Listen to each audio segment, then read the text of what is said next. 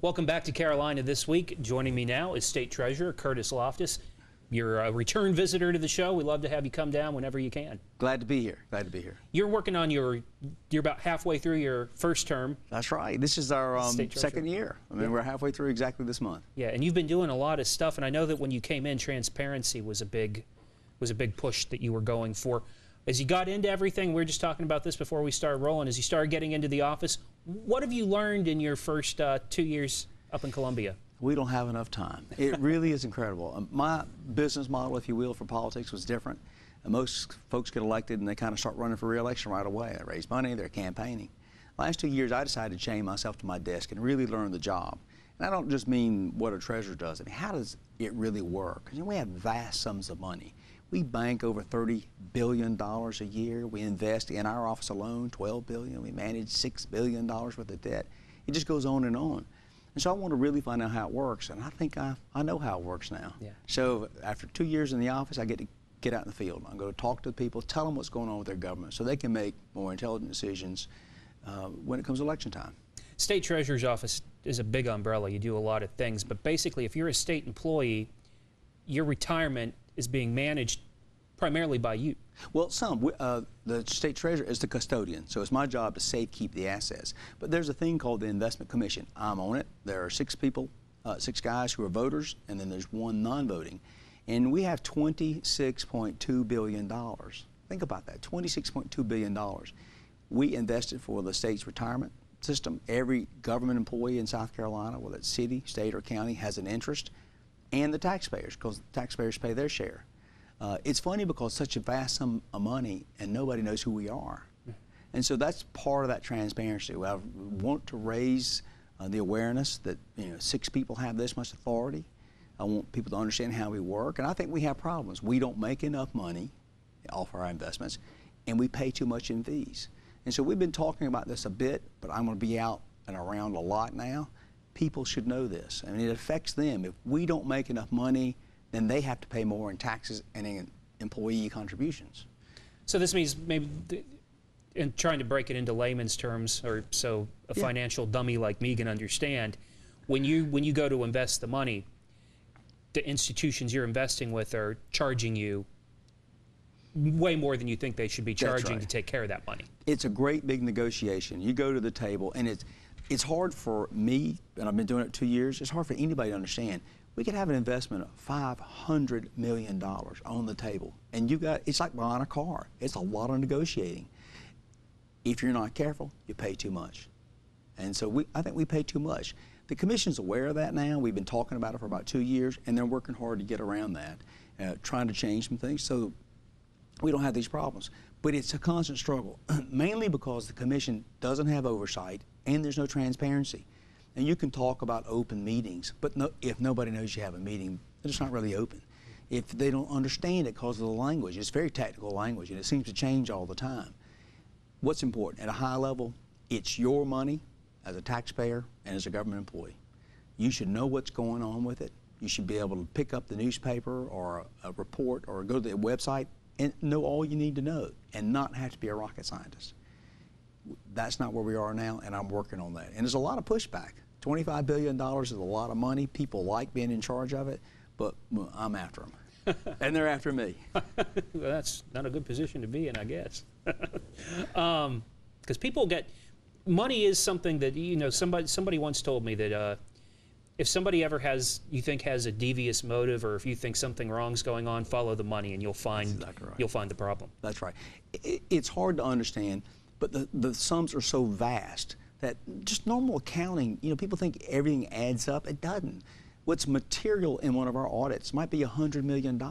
Anything less than that, they may not chase it. Isn't this incredible? That's how much money it is. So you have to be careful. One of the things that we're going to do is have legislation brought about in the next week or so. We're going to ask for tougher audits. We're going to ask for term limits for commissioners. It's several things like that. None of them are big, flashy headline items, but they are really, really important. Everybody has a personal bank account, and it's just the same way. If you don't balance that account, you don't know what happens. If you don't have an audit at the end of the year when you and your husband or wife sit down, you don't really know what happened. So we want to make sure the same thing. It's all about protecting people's money. Being the state treasurer in a state like South Carolina has to have a little bit of a of a good side to it, because the state is bound to have a balanced budget. That's right. As you look at this legislature, in this legislative session, what do you think of the budget that they're working on? What do you think is going to come of it? It's going to be driven by Medicaid costs, our health care costs, not just Obamacare, as they call it, but it's just the cost of health care all along. Last figure I heard was we're going to need an extra $321 million. That's what we know about now. So it's going to be our biggest problem. We're going to have to cut back on other services. What I hope from the General Assembly is that they're going to be wise about it. I'm one of those guys, I'm on the executive side. I don't blame the General Assembly for everything that goes wrong. In this state, that's become a pattern. In the last 20, 30 years, anything happens, it's the General Assembly. That's not the case. They do a pretty good job. They're not perfect, but they do a pretty good job. Executives like myself, there are 9 Republican, by chance, constitutional officers. We manage the money, we manage programs, our governor, lieutenant governor, treasurer, comptroller general, adjutant general, the National Guard. We all have to do a better job. And if we do a better job, the state's better off. I chained myself to my desk for that 2 years, figuratively speaking, because it needed to be done. If I were a businessman, that's what I would have done. That's what we got to require. We've got to require harder work from our politicians. We get paid a full-time salary. Now, it's not a great salary, but we get paid. It's a lot more than the average South Carolinian makes. So we shouldn't be afraid to work a full-time job. Let's take a quick break. When we come back, hopefully we can talk about some saving for college education, which if you're a parent, hopefully you're thinking about. And we might even, if we have time, talk about the hacking scandal a little bit. Yeah. Stay with us. We'll be right back. Welcome back. We're talking with State Treasurer Curtis Loftis. And there's a great program for those of you who aren't aware of it. If you have kids that are approaching college age or far from college age, there's a great program in South Carolina to take advantage of, the 529 program. That's right, Future Scholars. If you go to futurescholars.com, you can find out all about it. Well, I'll promise you this, it's the best thing the government does. It allows you to put money into these accounts. They can be invested. The money is returns and makes money tax-free, and then you take it out when you're ready to go to college. As long as for a appropriate expense, and it's pretty broad, laptops, books, room, board, things like that, it's tax-free. Wow. Not only can you do it with your kids, you can do it with your husband, you can do it with yourself, you can do it with your cousin. You can change beneficiaries later on without penalty. So, if you start off with little Bobby and he decides to go to the Marine Corps, you go to little Susie, his sister, who's going to be a doctor. It's a fantastic program. You can go to school in Paris. Wow. Any school in the world that's accredited. It's not tied to state colleges. That's right. That's right. So it's actually a retirement thing. Wow. So it's a good program. South Carolina is very lucky. I inherited good programs. The previous treasurers have done a good job. We spent a year renegotiating the contracts, and now we have the lowest fees in the country, and we have the most broad investment possibilities. You don't have to be a rocket scientist to do these investments. What happens is you can go in and take an age-appropriate path. So if your kid's 2, you can go on that. They've charted it out what's a good investment for you.